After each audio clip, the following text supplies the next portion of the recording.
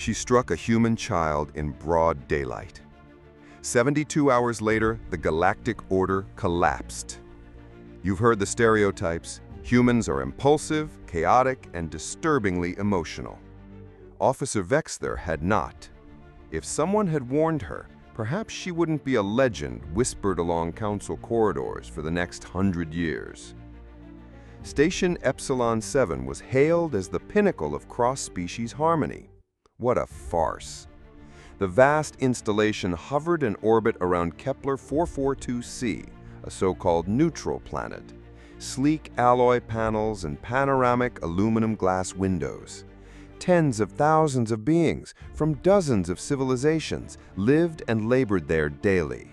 It was billed as the beating heart of the Federation. In reality, it was a bomb with a decorative shell, just waiting for the wrong spark.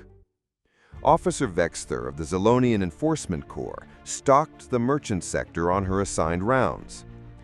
Let's paint her for you. 7 feet tall, legs jointed like insect machinery. Her mottled gray-blue hide looked like bruised granite. 4 eyes spun independently, a feature she weaponized for maximum menace. Rows of jagged teeth framed her elongated muzzle, and those claws, absolutely functional. Zolonians were apex predators by culture and biology, and Vexter wore that badge proudly. She loathed this job.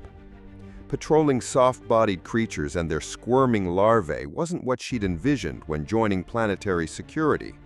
But orders were orders. The salary was tolerable, and she endured the insult of guarding species she considered barely sentient herbivores. A few more years of this drudgery, and she'd apply for transfer. The morning, as usual, was soul-eroding. A couple complaints from the Thorin district. Their courtship ballads once again triggered auditory violations. A petty theft from a human novelty shop. Some plant-based tourists thought free samples included merchandise. Routine, repetitive, soul-numbing. Until Marcus Chen crashed into her life. 7 years old, human, oblivious to the seismic chain of events he was about to trigger. He was sprinting. Of course he was.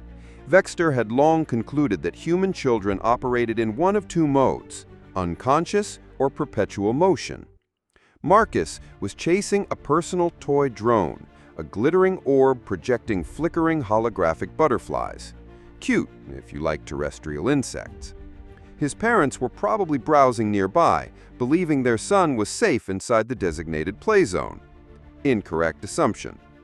Marcus whipped around a corner near the Andromedan Crystalline Pistol Emporium, fully absorbed in chasing his kaleidoscopic quarry. And then reality intervened. A 7-year-old body collided with a 7-foot Zolonian at 15 miles per hour. Physics doesn't negotiate. He rebounded off Vexter's armored shin like a gummy ball slapped against reinforced steel. The boy spun backward, landing flat on the gleaming station tiles. His toy skittered off, sputtering into a digital death. Holograms faded, lights fizzled. A rational being might have helped him up, chided him gently, guided him back to his guardians. Not Vexter. "Stupid human larva! Watch where you dart, pest!" Marcus looked up, blinking with those oversized brown eyes humans seem specially engineered to produce. Equal parts confusion, fear, and pure innocence. He started to speak, probably an apology if one had to guess. Then Vexter snapped. Not with restraint, not with training. Her temper, coiled from years of quiet resentment, unfurled. She backhanded him, claws extended, full force. The impact rang out like an explosion. Marcus flew 6 feet, struck the ground with a wet, sickening crunch. Blood began to pool, dark red against sterile flooring. Her claws had torn a jagged path from his ear across his cheek, internal trauma guaranteed. The silence was instant and immense. Every voice ceased, every interaction suspended, every sentient within 50 meters turned in frozen horror. An Auroran merchant dropped her crystalline purchase, the glittering pieces exploding against the deck. Two vegan diplomats stood mid-handshake, stunned. The Andromedan vendor's tentacles twisted with alarm. But most critical were the humans. There were plenty aboard that day. Merchants, envoys, tourists, families. Every single one saw. Every single one watched as an alien officer hovered over a bleeding child, annoyed, not remorseful. Marcus lay motionless. The blood spread. Somewhere, someone started screaming. And then came Elena Chen, face pale with terror, sprinting toward the carnage, her eyes locked on her son, who lay broken in a puddle of his own blood. The sound she made upon reaching him wasn't quite human. It was older than species, deeper than DNA, a raw maternal scream forged across millennia of survival. Here's the detail every non-human should have noticed. The other humans weren't screaming. They'd gone silent. That, my friends, was the siren everyone ignored. Elena crouched beside Marcus, her hands trembling, her voice silent now. And then James Chen arrived, shoulders squared, fury blazing, forcing his way through the shocked crowd. The sight broke something in him. Marcus lying limp, gashed, unmoving. "What happened?" he said, not loud, but deadly calm. "What happened to my son?" Before any answer came, station security lumbered in. Chief Morvik, a pudgy Benasana with all the charisma of stale bread, surveyed the carnage as if inspecting faulty plumbing. "All right, let's not cause a panic," he wheezed through his oxygen unit. "These things happen, cultural misalignments, you know." That phrase, cultural misalignment, that's what they called mutilating children back then. Charming, wasn't it? Elena rose from her knees. Her eyes could have melted steel. "Misalignment?" she hissed. "She assaulted a child, a 7-year-old boy." "Ma'am," Morvik said, oblivious to every warning signal echoing across the crowd, "please lower your tone. Officer Vex, there is a respected enforcer. I'm sure it's all a misunderstanding." Vexter, meanwhile, stood off to the side, visibly irritated, unrepentant. "The human offspring ran into me. I simply corrected it. Perhaps next time it will watch its path." You could feel the temperature drop. Not literally, but something cold spread between the humans, a frost of ancient instinct, survival mode, retaliation mode. Vexter, that morning, gave the galaxy its warning shot. They didn't listen. James Chen's fingers slowly curled into fists. He said, "You clawed my son. You slashed a child. I corrected an undisciplined creature. Your kind fails at parenting. Perhaps this lesson will improve that." And that was the turning point. On space stations, whispers travel at light speed, especially when blood's involved. Council Administrator Keflin arrived moments later, arms flailing in practiced urgency. The Centurion was infamous for diplomacy, a skill mostly used to step-side accountability. "A terrible accident," he declared, before even glancing at Marcus. "Unfortunate size mismatch. These things happen. Physics is cruel." James stood, his wife still crouched beside their unconscious boy. "Accident?" he said. "She clawed him, deliberately, dozens of witnesses." "Ah, but context matters," Keflin replied, with a greasy smile only years of politics could refine. "What one species sees as violence, another may consider behavioral discipline. It's a matter of perspective, cultural relativity." By then, more humans had gathered. Residents, traders, personnel. They formed a quiet ring around the scene. And if any aliens had paid real attention, they'd have noticed something strange. The humans weren't just watching. They were communicating. A series of silent cues, nods, glances, clenched hands, micro-movements, coordination. "We want her arrested," said Elena from the floor, eyes blazing. "Charged, assaulting a minor." Morvik actually chuckled. The sound resembled a punctured pressurizer wheezing to death. "Arrest? For scolding a child?" he said. "My dear human, Officer Vexthera acted within protocol. Perhaps you should teach better manners." "Manners," James echoed, voice like a blade.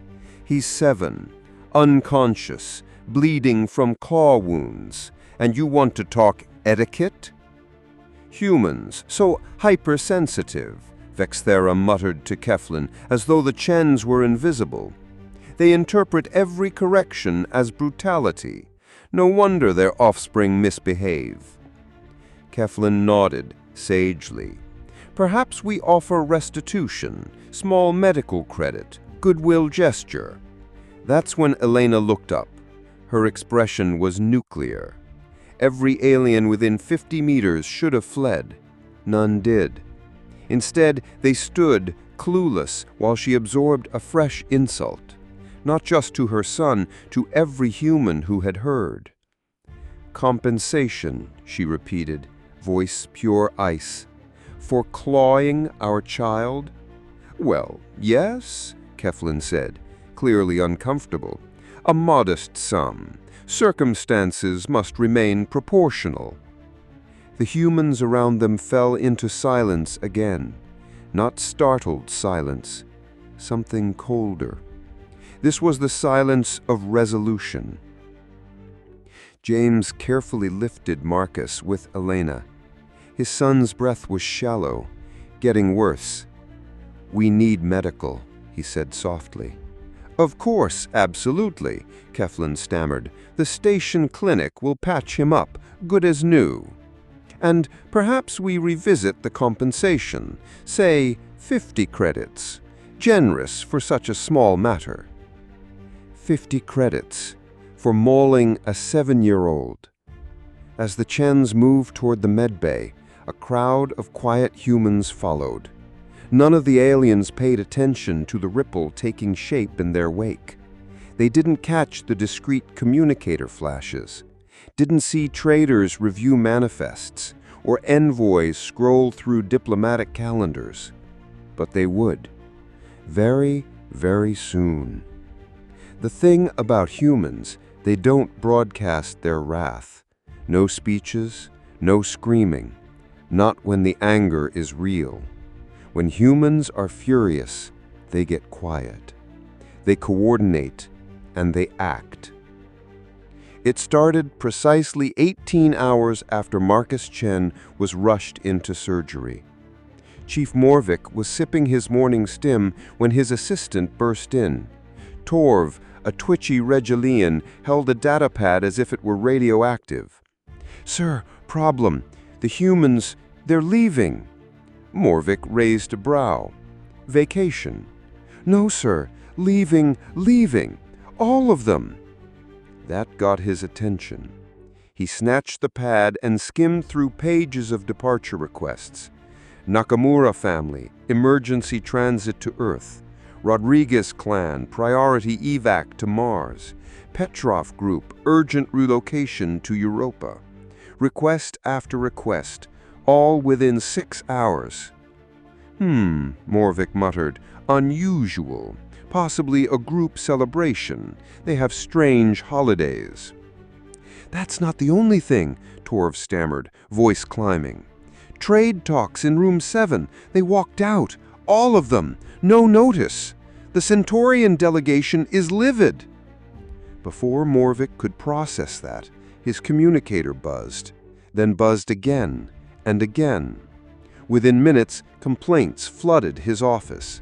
The vegan mineral rights deal? Cancelled. A one-line message. "Due to unforeseen circumstances, we withdraw."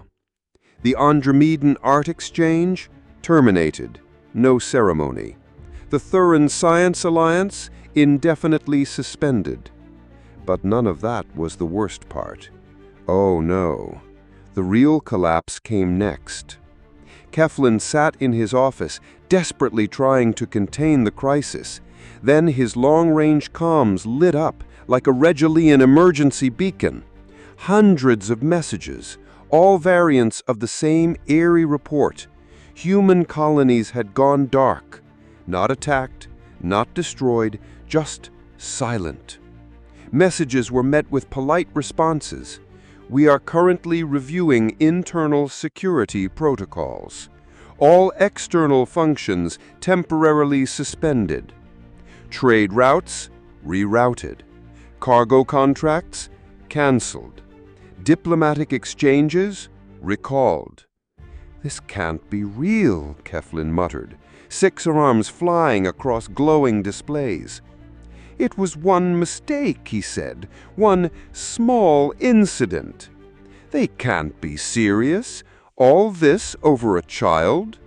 Council Administrator Keflin turned from his console, confusion turning toward denial.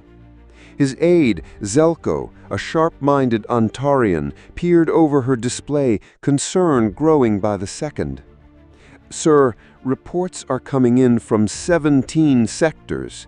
Human operations are shutting down everywhere. It's coordinated. Coordinated? Keflin laughed, forced and shaky. Come on now, this is humanity we're talking about. They barely keep their own politics from imploding. I waved a dismissive hand. The idea they could orchestrate something on a galactic scale? Ridiculous. More reports poured in while he spoke. Human farming colonies halting all food distribution. Industrial hubs suspending supply deals. Scientific installations encrypting and classifying everything. A massive synchronized blackout of human activity across the galactic network. Zelka's voice dropped. Sir, there's something else. She hesitated.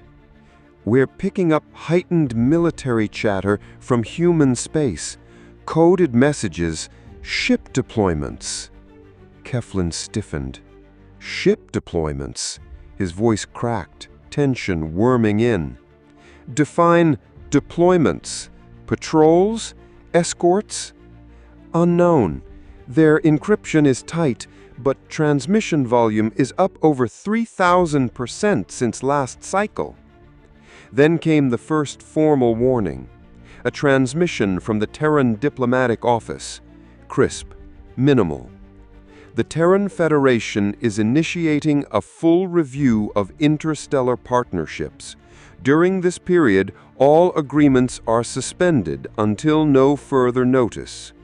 Translation: everything is off the table, and we're not explaining why. Keflin stared at the message. 1 minute, then 2 minutes. The implications crept in like frost. Humans weren't just minor contributors to galactic trade. They fed worlds. They manufactured half the civilian tech in known space. They ran shipping networks between spiral arms. And now, they pulled the plug. Get me Earth, Keflin barked. Priority link. I want their leadership, now. Zelko tapped commands, waited. After a few minutes, she looked up, face pale. Sir, they're rejecting all calls. Keflin frowned. What do you mean, rejecting? Redirected? Automated responses only, she replied. Same statement as before. Back channels? Dead ends. It's like they've erased themselves from interstellar diplomacy. While bureaucrats scrambled, whispers churned deep in the station's intelligence districts. Information dealers, black market analysts, operatives. Something darker than trade disruptions was happening. Human warships were moving. Not freighters, not patrols, actual warships. Dreadnoughts, carriers, interceptor lines. Massive Terran fleets that hadn't breached Earth space in years, now active. Where? Unknown. Why? Also unknown. Then came the leak. A Rigelian covert operative claimed to intercept a fragment from human military comms. 5 words. Operation Righteous Fury is authorized. Back in the medbay, Marcus Chen lay motionless in a regeneration chamber. His cheek bore the 4 red scars that would stay with him for life. His parents sat beside him, surrounded by quiet conversation, other human families offering support. Alien med personnel saw sympathy, bonding rituals, shared grief. They missed what was really unfolding. Final coordination discussions, plans, assignments. Because aliens never understood humans completely. Hurt their child? You don't face a parent. You face a united species. And it was coming. 72 hours after Marcus went under the scalpel, sensors lit up across the outer rim. Technicians dismissed it at first. Ghost pings, scattered noise. Too fast. Too organized. Not natural. Then the readings stabilized, and technicians went pale. Human battle fleets. Dozens of them, simultaneous emergence at tactical points across Council space. No threats, no declarations, just presence. Monolithic silence. At Zelonia Prime Defense Grid, Admiral Kree was the first to confirm. 3 full Terran battle groups emerged from subspace just outside the planetary grav field. 27 ships. 2 of them dreadnoughts, massive floating citadels. Open a channel, Kree ordered. Standard diplomatic frequencies. His tone wavered. Only static. Try emergencies, military priority. Still static. The human vessels lingered like predators at rest. Weapons inactive, but shields radiating signature blue. The Terran version of Ready for War. Across the stars, similar scenes unfolded. At Centauri Beta, Terran warfleets took position near the merchant lines. At Vega, carriers loomed just beyond the system's defense grid. At Ryle 7, human ships lodged themselves between orbital stations and their supply lines. And not a single word was spoken. No threats, no ultimatums, just placement. We're here, we're watching, and we're not talking. Back at Epsilon 7, Keflon was unraveling. His office looked like a crisis simulation. Screens blinking, feeds updating in frenzied bursts, aid reports compiling by the minute. "Sir," Zelko called. Her usual composure cracked. "The Andromedans are demanding a briefing. They say the humans have essentially cut off their main trade node." Keflon's voice pitched higher than nature intended. "Are they stopping traffic?" "No, sir. That's the frightening part. They're watching. Every passing vessel gets scanned, identified, logged, then left alone." Keflon blinked. "Are they not blocking anything?" "No, sir," she confirmed. "They're just present." And that was the terrifying brilliance of it. The humans weren't attacking anyone. No treaties were violated, no laws broken. They were simply exercising their legal right to move military vessels through neutral sectors. The fact that their presence was causing panic attacks in half the galaxy's leadership was officially a coincidence. A very deliberate, exquisitely engineered coincidence. Within 6 hours, the Council of Species convened an emergency session. Delegates arrived in a whirlwind of urgency, some rattled, others fuming. The chamber became a riot of languages, guttural growls, high-pitched chirps, rhythmic tones, all trying to answer one question. What in the stars was going on? Chancellor Vorden, the aged Thurian patriarch and galaxy's chief diplomat for over 3 centuries, raised his ceremonial gong.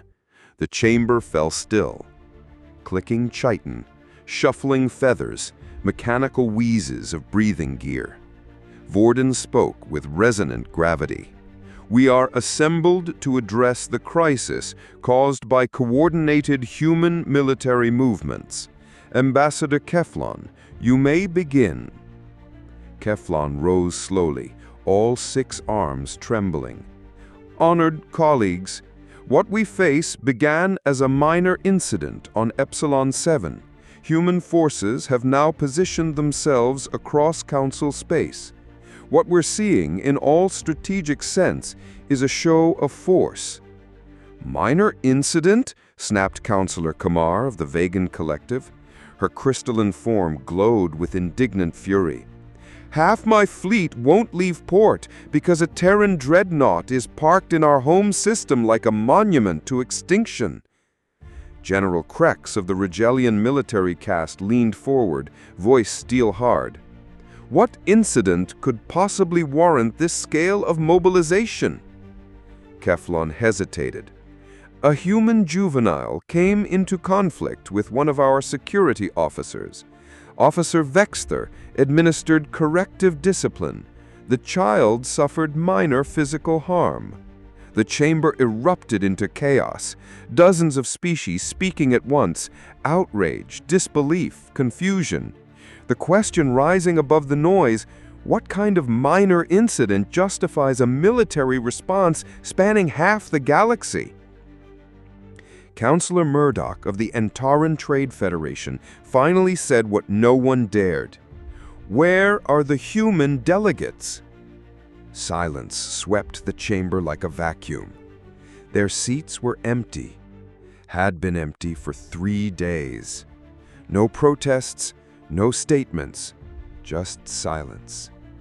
Vorden's voice dropped. "We have reached out on all official channels. They remain closed." "Closed?" Kamar's voice cracked. "They flood our sectors with dreadnoughts and won't even answer a hail?" That's when the fear evolved. Every species understood saber rattling, diplomatic posturing, threat displays. But this wasn't that. This was quiet, controlled silence paired with massive military movement. No bluster, no demands, just cold, psychological domination. And the humans? Masters of the art. Meanwhile, buried in Epsilon 7's deep security vaults, Officer Vexter was learning that causing a galactic incident wasn't glamorous. It was terrifying. The Council had moved her to protective custody the moment the Terran fleets emerged. Her room was now a fortress, surrounded by cutting-edge defenses and heavily armed guards. "This is absurd," she snapped at Captain Corv, her Benessan security chief. "All this over one worthless Terran brat? Surely they're bluffing." Corv, reviewing encrypted intelligence feeds, didn't flinch. "Ma'am, with respect, they've mobilized everything, every defensive platform, every active fleet. This isn't about that child anymore." Vexter scoffed. "Then what is it about?" Corv looked at her carefully. "It's about what you represent, what I represent." She smirked. "I represent discipline, control, the right of dominant species to administer order." Corv's voice went quiet. "There are 43 human battle fleets parked across Council space. They're not talking, not negotiating. They're waiting. Waiting for what?" His gaze didn't waver, and for the first time since this began, Vexter felt something in his eyes that made her stomach clench. Fear. Across the stars, the Terran vessels held formation. Still, silent, unmoving. Their shields shimmered with that ominous blue glow, active but idle. Atop the medbay tower, Marcus Chen opened his eyes. He blinked, groggy. He turned to his mother. "Mommy, why does my face hurt?" The galaxy had just entered countdown. Funny thing about security systems, they're only as good as the people who run them. And when those people begin to wonder who they're protecting, everything goes sideways. It started small. A guard rotation that didn't match the logs, a camera that glitched for precisely 47 minutes, a ventilation maintenance order no one remembered authorizing. Captain Corv spotted the anomalies first, but it was already too late. The humans weren't coming through the front gates in a blaze of fire. They were coming through the systems, through the blind spots, through the minds of those sworn to keep them out. "Sir, we've got a problem," stammered Lieutenant Jexar, a Regellian junior officer. "Unit 7 missed their scheduled ping 20 minutes ago." Corv felt his secondary stomachs knot. Unit 7 guarded the east perimeter, right where Vex there was housed. "Try their personal comms." "Already did. No signal. It's like they vanished." Before Corv could respond, another guard charged down the corridor, his respirator pulsing with stress. "Captain, level 12 feeds. Everything just blacked out. All cameras simultaneously." Corv froze. This wasn't a breach. This was an infiltration. A surgical, perfectly timed infiltration, done by specialists who knew exactly what they were doing. Somehow, impossibly, the humans had gotten inside one of the most secure facilities in Council space. "Lock down everything," Captain Corv ordered. "Activate full security protocols. No movement without clearance." But even as the words left his mouth, he knew it was futile. You can't lock down a building if you can't trust the locks. And judging by the mounting sabotage of his systems, malfunctioning cameras, rerouted schedules, ghost alerts, trust was bleeding from every circuit. Humans had helped design these stations. They'd installed half the defenses, wrote the software, trained the technicians. If you've spent 20 years teaching someone how your locks work, don't be shocked when they learn how to pick them. Down in the bowels of the bunker, Officer Vex there was beginning to feel it. Her sense of invincibility cracking. Lights flickered, the air filtration system coughed in irregular beats, and her guards, they kept disappearing. "Where is everyone?" she snapped when Captain Corv arrived for what she didn't know would be her final briefing. "We're experiencing technical issues," Corv replied, projecting professionalism over rising dread. "Technical issues?" She narrowed her 4 eyes, slitted with suspicion. "Half my protection is gone. The systems are failing, and you call that technico?" Before he could answer, Corv's communicator buzzed to life. A voice, calm, human, male. "Captain Corv, this is Commander Harrison of the Terran Federation. We need to talk." Corv went pale, fast. "How did you get this frequency?" "We've been monitoring all of them for 6 days. We know where she is. We know how many guards remain. We know what she ate for breakfast." A pause. "The only question is, will you make this easy or difficult?" Vex there lunged toward the device, snarling. Corv pulled it back. "You can't expect us to hand her over." "We don't expect. We're informing you that your protection is inadequate." "She's under Council jurisdiction," Corv snapped. "You have no legal claim, no authority." The laughter that followed could have frozen a sun. "Authority," Harrison said. "We have 43 fleets orbiting your systems. We've got your codes, your guard schedules, your cafeteria menus." Another pause. "What we don't have is patience." That's when the lights cut out. Emergency power blinked on a second later, casting everything in blood-red hues. In that crimson glow, Corv saw it. Vexther's face, not angry, not defiant, terrified. Because for the first time, she understood what humans truly were when you hurt one of their children. The hunt had begun. Across the station, alien staff began to question their loyalties. Was it worth risking galactic war to protect a violent officer, one who harmed an innocent?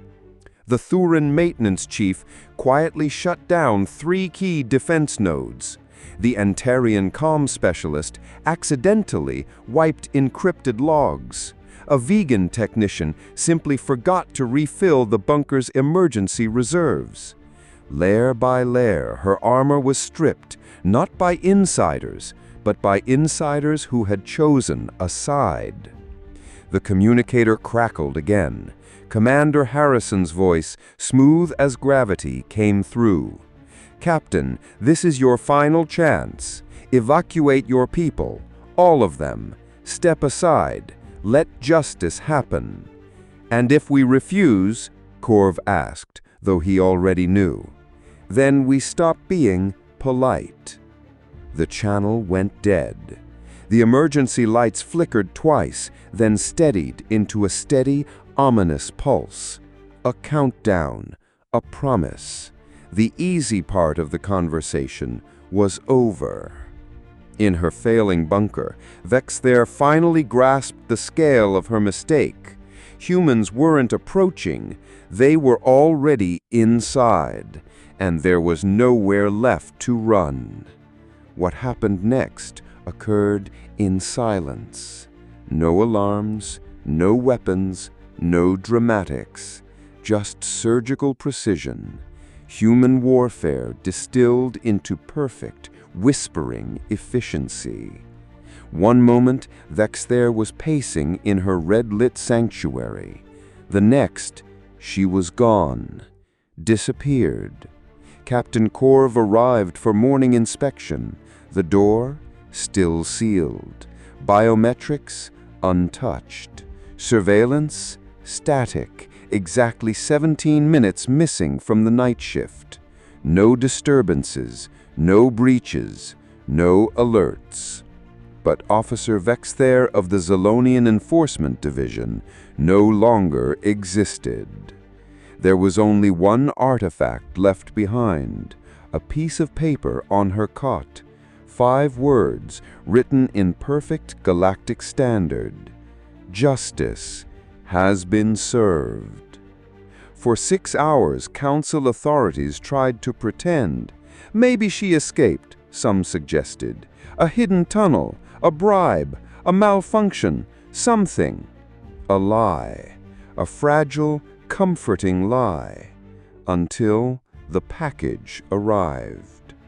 In the council chamber, morning session hummed with dull speeches and routine concerns. Then a drone requested docking clearance. Manifest, standard diplomatic pouch. Origin, Terran Federation. Routine materials, organic compounds, metals, trace chemicals. Scanners showed nothing dangerous. The guards logged it, cleared it, forwarded it to the chamber. After all, how much trouble could one small package cause? Chancellor Vordon was midway through a lecture on trade security when his aide, Peldak, approached. "Delivery from the Terran delegation, Your Excellency," he whispered, "marked for council-wide attention." Vordon welcomed the interruption, anything to break the monotony. "Very well," he sighed. "Present it." What followed would be remembered as the death of diplomacy. Peldak opened the gray container with practiced calm. Standard cloth wrapping, likely a data crystal or ceremonial token. Instead, he stared down at a severed head, eyes frozen wide with terror. Officer Vexthara, clean cut, no blood, no mess, just a message delivered with clarity no diplomat could ever match.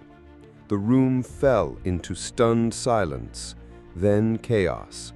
And for the rest of galactic history, they would remember exactly what it meant when the humans stopped talking. Her predator's snarl was frozen in disbelief, eyes wide, mouth agape, as if she couldn't quite accept that this was real, that she was the one in the box. Peldak's scream tore through the great chamber like a sonic lance. The package hit the stone floor with a visceral thud, preservation fluid pooling around the severed head of Officer Vexthara. For a breathless, eternal moment, 200 council representatives stared in mute horror at the consequences of Terran diplomacy. Then chaos erupted. Delegates scrambled from their seats. The Thurian choir began their mourning ritual, a chorus of vibrating wails. 3 Antarians collapsed in synchronized convulsions. The Vegan crystalline ambassador, unable to cope, split down his midsection. And through it all, Chancellor Vordon stood motionless, one trembling appendage clutching the podium as if gravity itself had betrayed him. 3 centuries of war, famine, civilizational collapse, and he had never seen anything remotely like this. A second item lay where the package had spilled, a small data crystal. Vordon picked it up with shivering hands and slotted it into the chamber's display node. The screen lit up. A human male, military uniform, rank insignia unmistakable. A desk, a wall of ship-grade steel behind him. Ready room. His voice was calm, controlled, terrifying. Honorable members of the Council of Species, I am Admiral Chen of the Terran Federation Navy. You have just received Officer Vexthara. She is no longer in need of protection. The chamber inhaled as one. 7 days ago, this individual struck a human child. Severe injuries, no remorse. When justice was requested, you offered compensation. When accountability was demanded, you offered protection. Admiral Chen's expression remained unchanged, but every syllable carried weight. We attempted dialogue, you ignored it. We halted trade, you dismissed it. We deployed fleets, you harbored a child abuser. He leaned slightly forward. Every ambassador in the chamber recoiled instinctively. Let us be clear, he said. Humans protect our children, all of them, always, without exception. When you attack our young, you do not face their parents. You do not face their tribes or cultures. You face our entire species, united, focused, relentless. The recording paused just long enough for the gravity of that truth to sink in. Then it resumed. Officer Vexthara has been executed for child abuse. Her death was swift, merciful. She received more grace than she offered a 7-year-old boy. Admiral Chen stood. His insignia marked him as the commander of entire strategic theaters. Our business is concluded. Our fleets will withdraw within 24 hours. This message clarifies our position on the protection of children. Any children, anywhere, anytime. The screen faded to black. Silence fell across the chamber. A single drip of preservation fluid splashed against stone. Message delivered. Message received. Message understood. 24 hours later, the Terran Armada vanished from Council space. No victory broadcast, no gloating, no signatures of arrival or departure. Just silence. Overwhelming silence. They had arrived like judgment and departed like the last whisper before a storm. It took 3 days to clean the council chamber, not because of the mess, but because custodial staff couldn't stay in the room more than 10 minutes at a time. Exposure to a severed head in a diplomatic pouch tends to unravel your composure. 1 week later, Chancellor Vordon convened another emergency session. The attendance was sparse. Many delegations requested reflection time and extended leave. Translation: they were too traumatized to walk back into the room where humans dropped a severed head as casually as a birthday gift. First order, Vordon announced hoarsely, is the passage of Resolution 847A, the Universal Child Protection Act. No objections, no debate, no requests to review the wording. When humans mobilize 43 war fleets over a 7-year-old, you skip the legislative procedure. It passed unanimously. The most robust child protection laws in galactic history were now ratified. Any being harming a child, any species, would face arrest, trial, and punishment. No exceptions, no cultural defenses, no diplomatic immunity. And every delegate understood the unspoken caveat: humans would be watching. Second order, Vordon continued hoarsely, is formal designation of the human species as a protected diplomatic entity. In plain language, don't provoke them, don't threaten them, ever. Resolution passed, alongside auxiliary measures giving the Terran Federation veto power on any council decision involving their interests. Power that usually required half a galaxy conquered. Humans gained it by conquering one emotion: fear. In the weeks that followed, the galaxy adapted. Trade routes resumed, but inspections on human cargo became religiously thorough. Diplomatic relations normalized, but human envoys were treated like volatile explosives. The biggest shift was cultural. New terminology emerged among council diplomats. Don't make this a human problem. It became shorthand for fix it now before the species that doesn't bluff shows up. Because that's what the Vexthara incident taught them. Humans didn't respond to aggression. They responded to injustice, and their threshold for injustice was much lower than anyone realized. A year later, Ambassador Keflon reviewed a report. Child abuse cases had dropped 97% across council territories. He raised an eyebrow. "Curious," he murmured. "What could account for that?" His aide, present during the package incident, looked like she'd aged 20 years in one station. "Sir," she said softly, "every being understands now. Hurt a child, and humans may show up to discuss it." And that had become the reality.